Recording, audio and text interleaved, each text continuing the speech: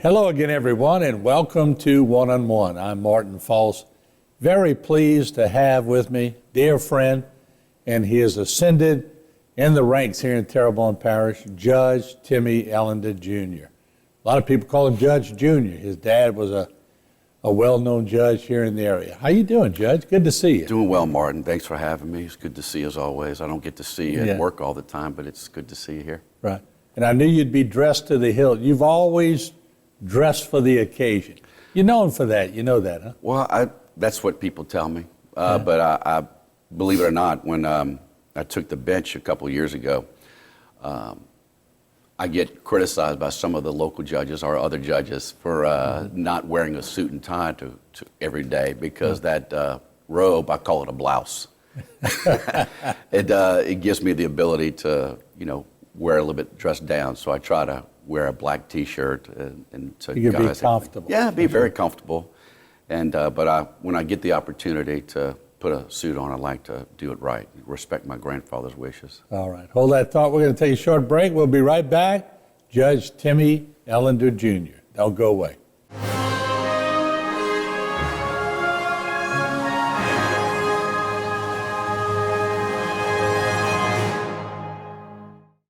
One-on-One is brought to you by the Law Office of Waits and Downer.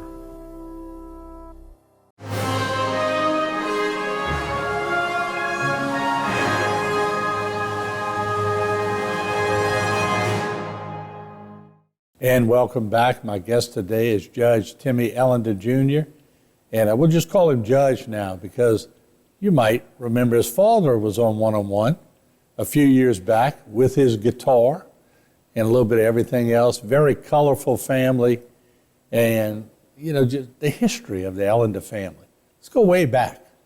What's the earliest years you remember? I was born in '72. I can remember around 1972, right about there, was Senator Alan J. Ellender was just passed before I was born.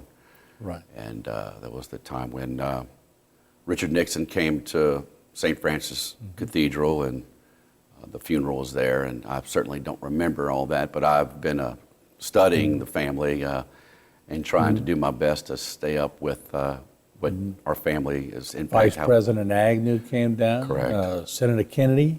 That's right. Came down. It was the who's who. That's right. That family comes from Hope Farm in Berg, which is still there, and we have a lot of property down on Hope Farm Road that we lease out to our other Ellender family that are the sugarcane farmers. But ultimately, all the family stems from farmers, with originally potato farmers and then sugarcane farmers. But I do my best to keep up with tradition and history because I know that's very important to understand where we came from, to know where we're going. So, but that's just proof that, a lot of people think of farmers, and I don't say this in a derogatory fashion, they think, well, they just farmers. But farmers are very smart. They know what kind of crop they have to do. They calculate it. Y'all family had a lot of brains in it. Y'all were involved in the hospital opening up. There's a lot of Ellender stamps on just about everything in Terrebonne Parish. Well, my grandfather, Dr. Willard Ellender, opened the first hospital in Terrebonne Parish, and he was back in the day when you were not you were a doctor, and you did heart surgery, you did bone surgery. It wasn't like these days where there's highly specialized. House calls were made, but getting back to farming, we still do that. My father and I share a garden, and we have chickens, and like to think that we live off the land a little bit, but quite frankly, it's kind of difficult. But we really enjoy gardening and having chickens as a hobby, the two of us together. I was going to bring that up because I see your dad on the tractor all the time as I pass down Bayou Black. And he loves having his hand in the dirt some way, somehow. And I knew he loved being a judge, but I think he loves being on that tractor more than he loved anything he ever did for an occupation. He can't sit still. Yeah. He can't. He loves to get on the tractor, even if it's the most ministerial task in the yard. If it's carrying something that weighs 50 pounds, he wants to use the front end loader just to carry it, just to be on the tractor.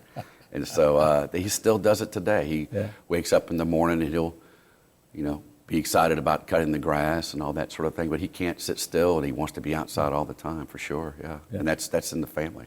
Where'd you get your athletic ability? Yeah, your brother, too, was a great golfer.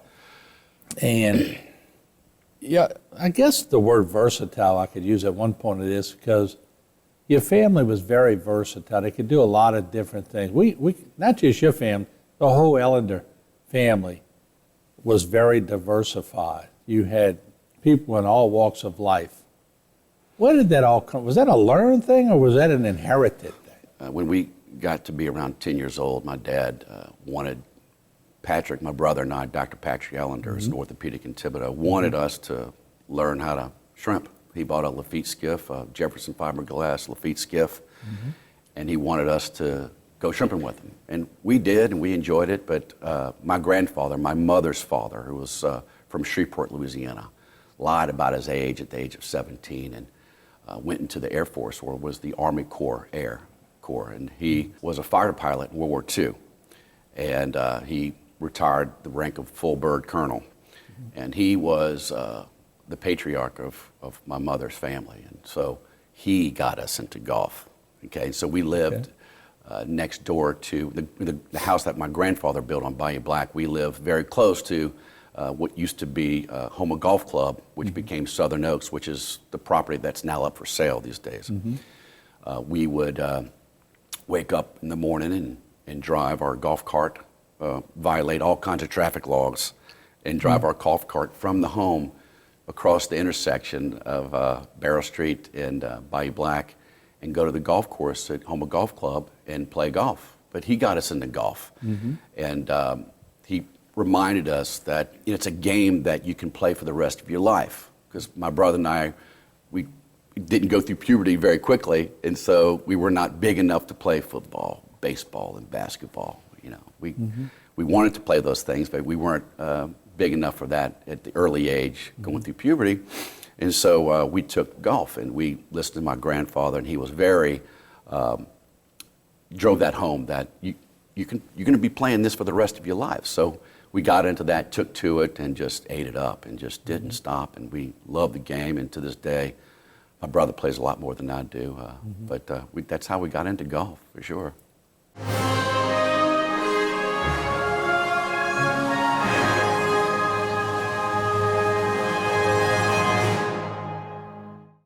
For all of your cases, including those with catastrophic significance, call Waits and Downer Law Firm.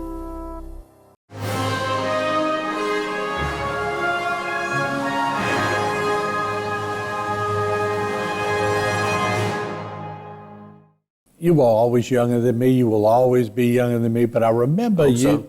So. Yeah, you're right.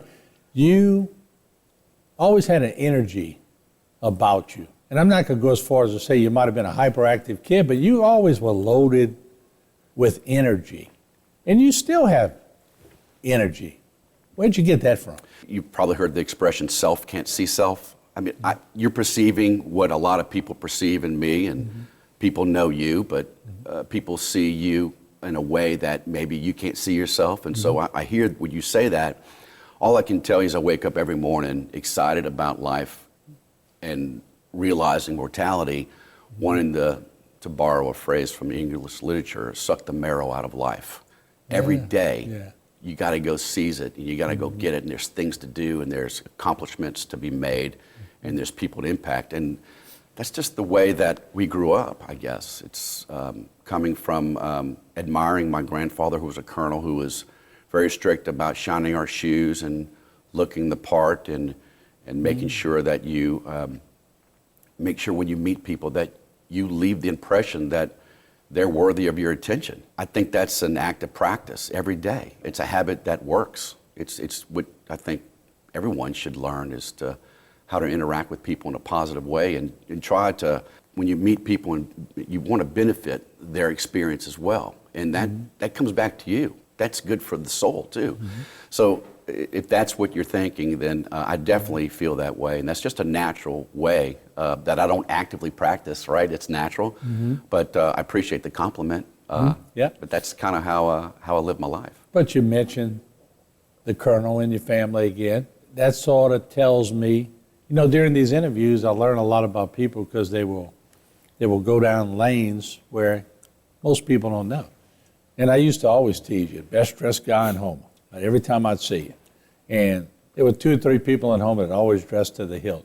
But there's somebody in that family that brought them down that road. When you talk about the colonel, shining your shoes and making sure you've just answered my question, really. Yeah, I've got golf shoes that are 30 years old that, are when I clean my gun every time, These are the things that you do if you just do these little things, they pour over into the rest of your life, which is your work life, tying up loose ends, when you represent someone, making sure no stone is unturned, or if you're on the bench, making sure that I'm the most prepared person in the courtroom.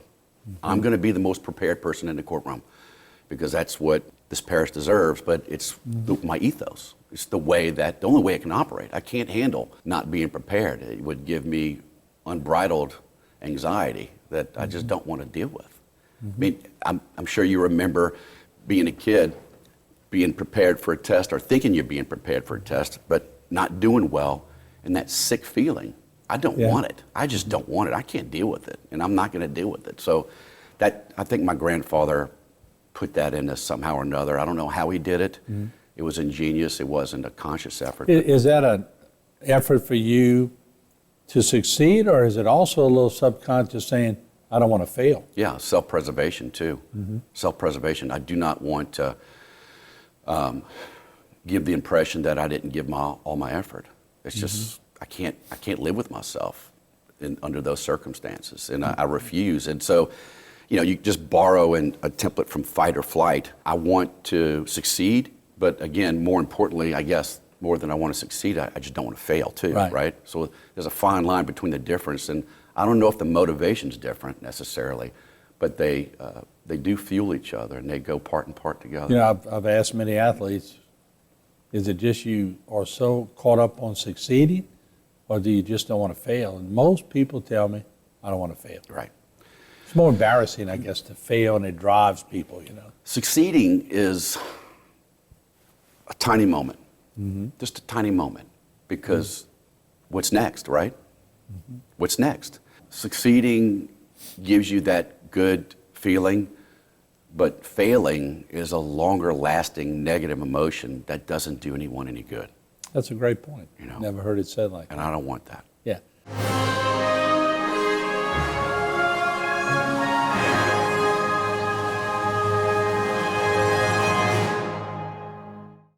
For all of your cases, including those with catastrophic significance, call Waits and Downer Law Firm.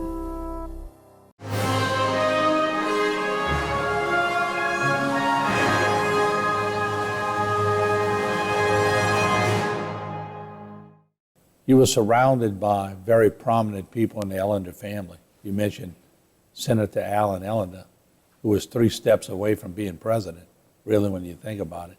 Right. But were y'all conscious of this growing up with you had doctors, judges, your dad, you had senators? Was that sort of conscious in your mind of how important the family history was? Not at all. Not at all. You just being a kid? No. In fact, my father was the youngest in his family, and he was a little bit more of a hands-on and blue-collar type of member of the family, okay? My grandmother, who was from Ireland, was very,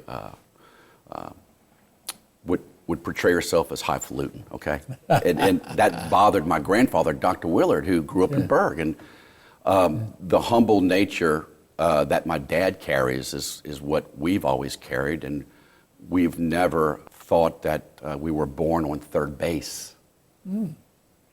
We feel like we hit a home run, right? Our lives are blessed, and thank God for it. But to think that you're born on third base is just, it's a poison, right? You've got to start at first base. And so my dad never let us. My mother is a teacher. She was a teacher. She never let us thinking we were on third base, ever. And so that never entered our minds. And you do that. If you're on third base, you think you were born on third base. That's a recipe for intergenerational disaster. Yeah, I remember my father. I didn't know your mom well. I know her, and I know she's a great lady. But my dad always knew your dad too. And Dad didn't talk much politics, but when he would say something, he meant it. And he'd always said, whenever you see your dad, that's the most down-to-earth judge I ever met. And you're right. You could go sit down with Judge Ellender. He'll be sitting on a half barrel in the yard or whatever. You would never know he was a judge. Right. I have a couple of reminders behind the bench, and most of them are humble prayers. No one wants to come into a courtroom to a stuffed shirt. No one wants that. It doesn't do any good. I don't know how people perceive me as a judge, and that concerns me. I want to know, but also all I can do is lead by example. And if I can smile and treat everyone with respect, and everyone that comes in my courtroom, they already have my respect. I mean, they can learn, they could lose it, right? But that's how I want to be. That's something that's a very small part of what I do like and appreciate about my father being a judge is he was very down to earth. And I think that with the job that we have, the grave circumstances and the decisions we need to make, I think it's very important to make sure that everyone understands that we're just people too.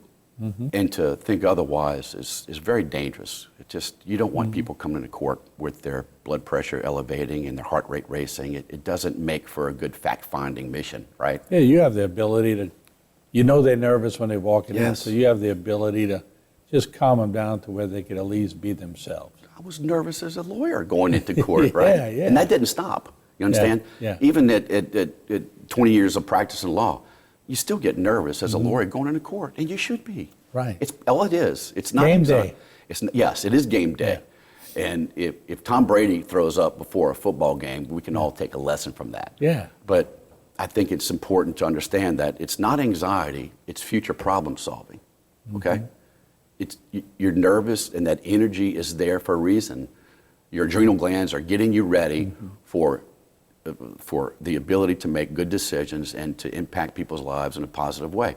And so I feel like every day I take a deep breath right before I get on the bench because I know that I'm going in to affect people's lives in one of the most personal ways, involving whether it's their liberty, if it's a criminal matter, their children. These are the most important things to people. And so if you don't go into that job with a bit of humble pie, it's really dangerous. So I make a point of that. Well, just a point on that. Johnny Carson, as famous as he was, would get stage fright until the day he retired. He would breathe in a paper bag behind the scenes before he'd come out because he was stage fright. And he was the best. Yeah. But he said that's what put him on his A game. Just that little extra adrenaline Again. would get him alert. Right. You know? All these people that go on stage, I'm a big fan of stand-up comedy. These people, they're scared going up on stage. Absolutely. And it's, Will they laugh? Right, You know? right. Yeah. And it's comforting to know that they know that because it's important to portray that I'm just like you, and I'm here to help you resolve your issues. And so I think it's very important to have that.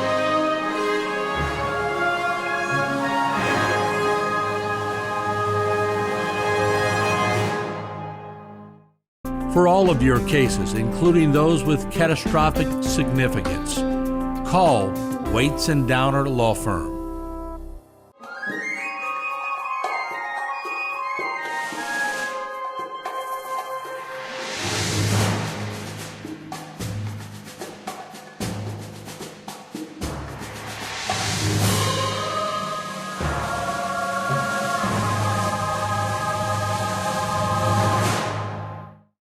This one-on-one program has been brought to you by the law offices of Waits and Downer.